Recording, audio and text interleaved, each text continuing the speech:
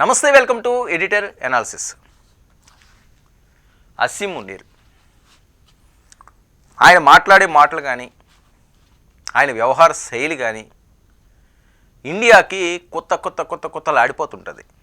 ఎందుకంటే అతను చేసేది ఏమీ లేదు, సాధించింది ఏమీ లేదు. దుర్మార్గంగా దుష్ట ఆలోచనలతో ఏదో భారత్కి ఇబ్బంది చూపించాలని, ఇబ్బంది కలిగించాలని ఇదే ఆలోచన. సరే, ఇది ఎంతకాలం నడుస్తుంది? మన పెహల్గాము తర్వాత వాళ్ళకి ఏ రకంగా ట్రీట్మెంట్ అయిందో వేరే చెప్పాల్సిన అవసరం లేదు. అయితే ఇప్పుడు మునీర్ సీక్రెట్ లీక్, తిరగబడుతున్న పాక్ ప్రజలు. ఏం సీక్రెట్ లీక్ అయింది? ఆయన ఏం చేయబోతున్నాడు? చాలా ఇంట్రెస్టింగ్గా జరుగుతున్న పరిణామాలు. పాక్లో అధికార బదలాయింపుతో మారుతున్న పరిణామాలు. సిడిఎస్గా ఫీల్డ్ మార్షల్ మునీర్కు సూపర్ పవర్ ఇచ్చారు. రాజ్యాంగ సవరణ చేసి ఆర్మీ, ఎయిర్ ఫోర్స్, నేవీలకు కలిపి చీఫ్ ఆఫ్ డిఫెన్స్గా నియమించారు మునీర్ని.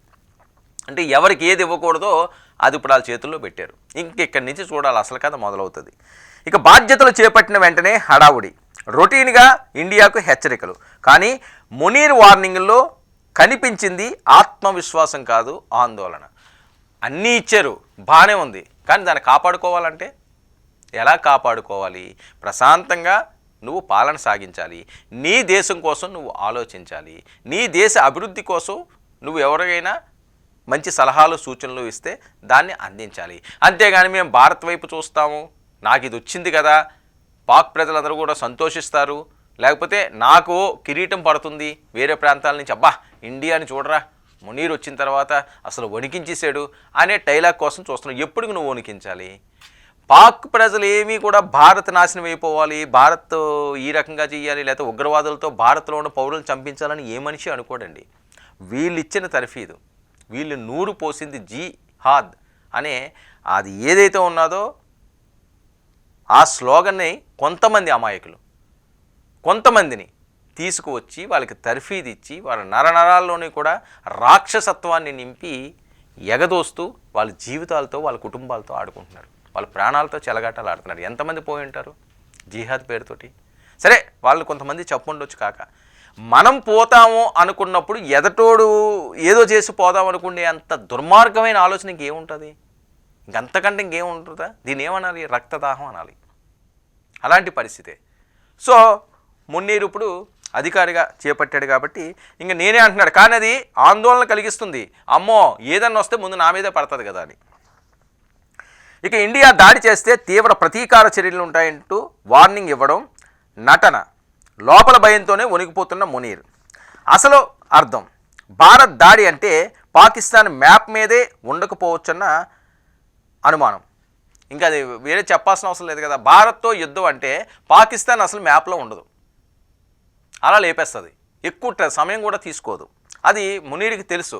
కానీ మేకపోతు గాంభీర్యం, ఏదో వాళ్ళ ప్రజలను మెప్పించాలి, వాళ్ళ ప్రజల్లో ఉండాలి, కొంతకాలం సాగాలి, అధ్యక్ష పదవులు తీసుకోవాలి, ఇలాంటివన్నీ కూడా కదా. ఆ పాకిస్తాన్ని ఈయన కబంధ హస్తాల్లో బిగించాలి. సరే, ఇంకా తర్వాత పోయిన కొంతమందికి కొన్ని టార్గెట్లు ఉంటాయండి. వాళ్ళు ఏంటంటే దొంగతనం చేసేవాడు దేనికోసం దొంగతనం చేస్తాడు? ఆ డబ్బు వచ్చేస్తే ఇంక మనం సెటిల్ అయిపోవచ్చు. సరే, దొరికితే పోతాం, జైలుకి పోతాంలే, లేకపోతే ఇంకోటి చేస్తాం. మానభంగం చేసినోడికి ఆడికి స్పృహ లేకుండా చేయడు. ఇంకా టైం అంతే, ఆ టైం సెన్స్ ఆడికి ఎలా తిప్పుతుందంటే అది తప్పు అని తెలుసు. ఇది కానీ మనం దొరికితే పోతామని తెలుసు, అయినా ఆ తప్పు చేసేస్తారు. పోతే పోయిందిరే, మన కోరిక నెరవేరింది. ఇలాంటివి. అలాంటి మునీరు ఆ పదవి చేపట్టియాలి, మన సూపర్ హీరోలు అనిపించుకోవాలి. అనిపించుకుంటే సూపర్ హీరోలు అయిపోతారా? మనం చేసే పనులు పెట్టి సూపర్ హీరోలు అవుతారు. ఇక ఇంటెలిజెన్స్ బ్రీఫింగ్ల ఆధారంగా భారత్ ఆపరేషన్ల ఖచ్చితత్వంపై భయం. ఆందోళనలో మునిగిపోయిన పాక్ సీనియర్ లీడర్షిప్. రహస్య న్యూక్లియర్ బంకర్ల నిర్మాణానికి శ్రీకారం. ఇదండి అసలు స్టోరీ. ఈయన లీక్ ఏంటంటే రహస్య బంకర్లను ఏర్పాటు చేసుకుంటున్నాడు. ఎందుకు ఏర్పాటు చేసుకుంటున్నాడు అంటే ఏదో కుట్ర చేయబోతున్నాడు వీళ్ళు. అది భారత్ ఖచ్చితంగా దానికి ఎలా రిటర్న్ గిఫ్ట్ ఇస్తుందో వేరే చెప్పాల్సిన అవసరం లేదు. ఈసారి ఇంకా ఆపరేషను సింధూరు, ఆపరేషన్ 2, ఆపరేషన్ 3 ఉండదు. డైరెక్టర్ ఆపరేషన్ పాక్ ఉంటుంది. ఇంకా డైరెక్ట్, ఇంక మరి ఇంకేం ఉండదు. ఎంతకాలం అని సహిస్తారు? అందులోని రష్యా పక్కన రా సోదరా తేల్చుకుందాం అంటున్నది, కుమ్మేద్దాం ఎవరిని పడతానని అంటున్నది, చైనా నేనున్నానంటుంది, అమెరికాయే గడగడలాడుతున్నది, ఇంక పాక్కి ఉంది. సో ఇలాంటి సిచ్యువేషన్లో బంకర్లు అంటే జరగరాంది ఏదైనా జరిగితే మనం బతకాలి. ఇది చూసారా, ఎన్ని బంకర్లు పెట్టి ఎంతమందిని కాపాడతారు మీరు? చూద్దాం అవన్నీ కూడా. ఇక ఆసిమ్ మునీర్ ప్రత్యేక ఆదేశాలతో 6 న్యూక్లియర్ బంకర్ల నిర్మాణం. మిలిటరీ ఎలైట్ కుటుంబాలు, కీలక కమాండ్ స్టాఫ్ కోసం మాత్రమే. న్యూక్లియర్ బాంబని పదే పదే పదే బెదిరిస్తుంటాడు, కానీ బంకర్లు తయారు చేస్తున్నాడు అంటే చాలా తీవ్రంగా దీన్ని ఆలోచించాల్సిన అవసరం ఉంది. కొత్తగా నిర్మిస్తున్న బంకర్లలో అధునాత సౌకర్యాలు, రేడియేషన్ పూర్తి నిరోధానికి పిఎంపి సీలింగ్, ఇక ఇండిపెండెంట్ కమ్యూనికేషన్ సిస్టమ్, కనీసం 150 మంది ఉన్నతాధికారులకు తలదాచుకునే సీక్రెట్ స్పేస్ ఇది. లక్ష్యం అణు కమాండ్ చైన్ విరిగిపోకుండా కంటిన్యూ కావడం. మొత్తం అంచనా ఖర్చు $1.2 బిలియన్ అమెరికన్ డాలర్లు. ఒకవైపు దేశం ఆర్థిక సంక్షోభం, పౌరులకు ఆహారం లేని పరిస్థితి, పట్టించుకోకుండా మిలిటరీ ఎలైట్కు ప్రత్యేక లైఫ్ సేవింగ్ బంకర్లు. 1.2 మిలియన్. అక్కడ తినడానికి తిండి లేదు, నీ ప్రజలు అల్లాడుతున్నారు, వాళ్ళకి మీరు మంచి చెయ్యరు. నువ్వు మీ వర్గం ఎవరైతే ఉన్నారో వాళ్ళు సుఖంగా ఉండడానికి 150 మంది కోసం 1.2 బిలియన్ అమెరికన్ డాలర్లు ఖర్చు పెట్టి నువ్వు బంకర్లు తయారు చేస్తున్నావు అంటే ఏదో జరగబోతుంది. అంటే అణుబాంబులు వేసినా మనం సేఫ్గా ఉండాలి. ఇది కదా దుర్మార్గం, ఇది కదా నీచుపు ఆలోచన. రాజన్నవాడు నీ ప్రజల్ని నువ్వు కాపాడి వాళ్ళకి ముందు నుండి నడిపించాలి, సైనికులు ముందుండి నడిపించాలి. అంతేగాని నేను వెనక్కి కూర్చుంటాను, మీరందరూ పొండరా, మీరందరూ సావంటరా, నేను విలాసమైన ఒక అండర్ గ్రౌండ్ నిర్మించుకుని అందులో ఉంటాను అంటే మరి అది మున్నీరు క్యారెక్టర్, అది మున్నీరు ఆలోచన అది. అందుకనే ఆ దేశ ప్రజలు చీకొడుతున్నారు. ఇక భారత్ ఆపరేషన్ల భయంతో పాక్ స్ట్రాటజీలో మార్పులు. ఆపరేషన్ సింధూర్ టైంలో కిరాణా హిల్స్పై భారత్ దాడి. నూర్ఖాన్ ఎయిర్ బేస్ దగ్గరలోని న్యూక్లియర్ సెంటర్పై దాడితో పాక్ బేంబేలు. బ్రహ్మోస్ క్షిపణుల ఖచ్చితత్వంతో భయపడ్డ పాక్ మిలిటరీ లీడర్షిప్. వెంటనే అమెరికా శరణం. క్షణాల్లో వాలిన America anti nuclear flight. Trump రిక్వెస్ట్తో కిరాణా హిల్స్పై ఆగిన భారత్ దాడి. ఇక అదే అనుభవంతో ఇప్పుడు న్యూక్లియర్ ప్లాంట్లను విభజిస్తున్న పాక్. కొత్తగా డిజిటల్ కమాండ్ సిస్టమ్ను బలపరుస్తున్న పాక్. ఒక్క దెబ్బకి ఆ రోజు అమెరికా కానీ ఆగమని చెప్పడం అంటే కొంతమంది చెప్పినప్పుడు మధ్యత్వాలు చేసినప్పుడు భారత్ కాదందు. సరే, అమాయక ప్రజలు ఎందుకు పోవాలండి, ఇంకేమీ లేదు. పాకిస్తాన్ ఇలా ఉంది అంటే భారత్ భిక్ష.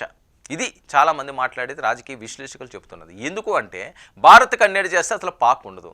భారత్ కన్నెర ఎందుకు చేయట్లేదంటే అమాయక ప్రజలు చనిపోకూడదు, ఒక మానవత్వం, ఇంతే. దీనికి మించి ఇంకేం లేదు. పాకు ఈరోజు ఉంది అంటే వీళ్ళు చేసిన పనులకు వాళ్ళు ఎందుకు బలి కావడం అని. అది ఎంతకాలం చూస్తారు? కొంతవరకు చూస్తారు. తెగిందాకా లాగిందనుకోండి అయిపోద్ది. ఇక ఉన్నతాధికారులు, సైనికులకు వేర్వేరు ఆసుపత్రులు, హై క్లాస్ సౌకర్యాలు కేవలం అధికారులకే. ఇప్పుడు బంకర్లు కూడా అధికారులకు మాత్రమే. దేశంలో ఆకలితో కొట్టుమిట్టాడుతున్న తమ రక్షణ కోసం $1.2 బిలియన్ ఖర్చు చేస్తున్న పాక్ మిలిటరీ. ఇండియాకు వార్నింగ్ ఇస్తున్న మునీర్ నిజంగా దాడి భయంతో వణికిపోతున్నాడా? న్యూక్లియర్ లీడర్షిప్ను కాపాడుకోవడమే ప్రధాన లక్ష్యమా? పాకిస్తాన్ సిస్టమ్ మొత్తం ఇప్పుడు మిలిటరీ ప్రాణ భయాల చుట్టూ తిరుగుతోందా? ఇక గ్లోబల్ డిప్లొమసీ కోసం నవ్వుతున్నట్లు మొహం చూపిస్తున్న పాకిస్తాన్ లోపల మాత్రం అత్యవసర సిద్ధతలు ఎందుకు పెరుగుతున్నాయి? ఇది అందరిలో ప్రశ్న. ఇది మొత్తం ఈ సీక్రెట్ అంతా కూడా లీక్ అయింది. నువ్వు బంకర్లో దాచుకుండి, నువ్వు బంకర్లో సేఫ్గా ఉండి మమ్మల్ని చంపడానికి చూస్తున్నామని చెప్పి పాక్ ముస్లింలు తిరుగుబాటు చేస్తున్నారు. మరి తిరుగుబాటు తీవ్ర ఉద్దితమయ్యి మరి మున్నీరిని పూర్తిగా తుదముట్టిస్తుందా, లేకపోతే దేశాలు ఎదురు పారిపోయేలాగా తరిమి కొట్టిస్తుందా చూడాలి. ఏదైనా మున్నీర్ కాస్త జాగ్రత్తగా ఉంటే మంచిది. అధికారం చేపట్టించుకోవడం, ప్రజల గురించి పాటుపడడానికి చూడాలి తప్పించి న్యూక్లియర్ అనే భూచీని అడ్డు పెట్టుకుని నువ్వు ఏం చేయాలనుకున్నా, నువ్వు ఏం ఆలోచించినా, నువ్వు ఆలోచించి లోపే ఇక్కడ నీకోసం ఒకటి రెడీ అయిపోతుంటుంది. తస్మాత్ జాగ్రత్త. నీ ఉడత ఊపులు భారత్ ముందు పరిచేయు ఆసిమ్ మునీర్ అని ఇండియా ఇండైరెక్ట్గానే హెచ్చరిస్తున్నది. తేడా వస్తే డైరెక్ట్ అవుతుంది. తస్మాత్ జాగ్రత్త.